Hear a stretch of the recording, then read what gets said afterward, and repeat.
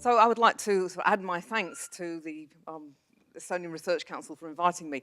It's very humbling being a peer reviewer. You learn an awful lot. And I would like to add that I'm a peer probably to all of you. So I'm an academic. I'm a research academic, professor of psychology. But I've just completed a term in senior management, so I've been the Dean of the Graduate School at St Andrews, and then I was also Vice Principal for Enterprise and Engagement. So I feel I'm also a peer to the managers that are sitting here amongst you. And I also feel I'm a peer to the assessors sitting amongst you. I sit on several grant panels, including an ERC Advanced Researchers grant panel at the moment. So, and also the UK Research Assessment Exercises too. So I feel that I can relate to whatever perspective you guys are coming from in this regard. I'm just waiting for my slides here. Yeah, sorry, that one. Yeah, thank you. Yes. Okay, that's not terribly clear, but so I was chair of the Social Sciences panel for this exercise.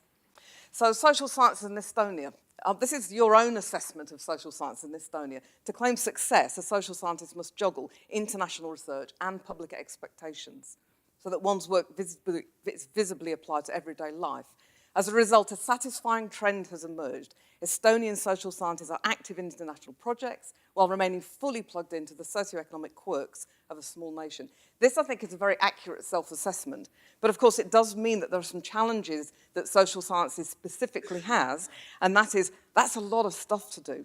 So maintaining international research excellence is hard enough, but when you're doing it in the context of remaining fully plugged in a societal impact way, that's asking an awful lot of your social science researchers. And I have to say, they're doing a remarkably good job at achieving this. There are, social sciences spans a variety of disciplines. It's actually very wide. So everything from science that looks a little bit more like natural science, which is sort of the cognitive psychology, the psychology aspects to it, to things that start looking awfully like philosophy, like economics.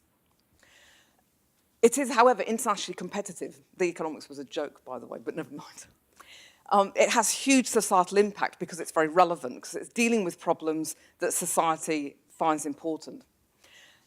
And it also, of course, it's making very valuable contribution to education and training. And this is both in the context of PhD research, but also it adds cultural stock to the nation. So what are the issues of concern? Well, the panel, as we were going around on our visits, we identified some fairly high-level issues that were coming up repeatedly, specifically with regards to social sciences, although I think some of these issues might extend beyond that. So for a start, there are some issues that are affecting the universities structurally. For example, decreasing student numbers is going to put pressure on university budgets. International competition for funding, this applies to all of us, all of the countries, is getting harder to keep up. Building and maintaining a critical mass and building and maintaining infrastructure are issues that other panels have also raised as things. PhD training, the financial support and also the academic support are issues that are particularly there, critically there in social sciences, but also other. But this last one is the one I'm going to focus on because this is, again, it applies beyond social sciences, but I think it's particularly critical in the social sciences, which is achieving ever higher levels of research performance. How are we going to go about doing that? So interestingly, we noted that there was a convergence amongst the institutions on several things to achieve this. And I'm going to focus on these two, performance-related pay, which is rewarding good behaviours, let's say publications, etc., and very strict probation targets, which is punishment. And I'm going to give you a little lecture now in social sciences. These don't work. Okay, so this is work from the 1970s, early 1970s by Edward Deci, The Effects of Contingent and Non-Contingent Rewards and Controls on Intrinsic Motivation. What does that mean? Well, intrinsic and extrinsic motivation, I'm not going to read all of this, but the key points are, oh, do I have a pointer? Get a pointer. So, extrinsic motivation is things that come from outside of you, other people trying to make you do things. Thank you. And intrinsic motivation are those things that come from inside yourself. So they're rewards that's just, you do things because they feel good. Now, to the academic sitting here, you know that you do your work because it makes you feel good. Well, you do it for the pay packet too, but actually, it's not really the pay packet. It's much more because it makes you feel good. Okay, so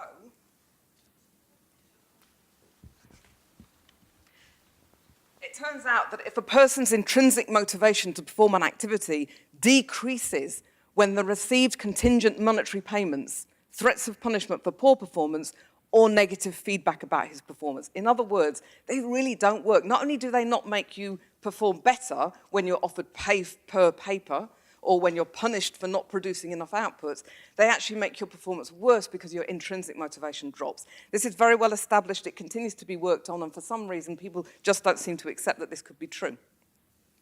Okay, so stop with the reward and punishment. Now, if you ask an academic, do you want to be paid for writing a paper? Yeah, of course we'll say yes.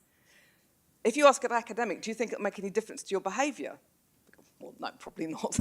I'll still publish the paper whether you pay me or not. If you ask an academic, do you think it'll make your behavior worse? They'll probably assume it wouldn't, but actually it will. It will decrease their intrinsic motivation. So we probably ought to be moving away from this. The next thing I want to talk about then is career structure, because this is the next tool that is being used as a lever to try and get better performance out of people. Security of tenure, mentoring, and promotion progression pathways. These are three things that do work. They do change people's behavior. Holding a threat over somebody that you will lose your job unless you produce X Nature paper or this, that, and the other, just makes them go looking for another job. It makes them worried, and worried people don't work well. That's what social science tells us. So actually, when you give somebody security of tenure, you give them headroom to think, you give them time to be creative, you improve performance. Security of tenure is a good thing. Even though senior management thinks it might remove levers of control, it will actually mean your academics perform better. Similarly, mentoring, this is how you make sure your academics perform better. You give them good feedback, positive feedback, help and support early on in their careers, so you build good foundations.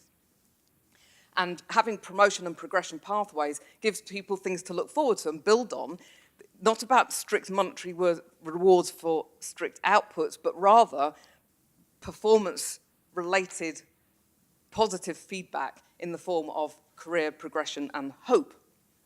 That's how you buy your house. So this is, oh yes, this is my next point. This is another lecture, digression into social science lecture. The effects of personal control, competence, and extrinsic reward systems on intrinsic motivation. This was also published back in the 1970s. It's not new research, this. And what this tells us is, there was an interaction between personal control over performance. That means how good an individual academic feels that they can control their environment, how much control they have over what they can do, and competence, actually how good they are. And they interact in a way that both performance and control over performance had to be high in order for intrinsic motivation to be high.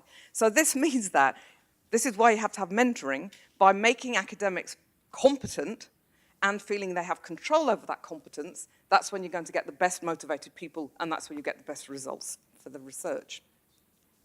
And then finally, and this was a point that's been touched on by several of my colleagues as well, it's important to attract and retain talent. Okay, so you don't just build talent, building a talent is very important, but also attracting and maintaining talent is a good thing, and that will come from international research collaborations.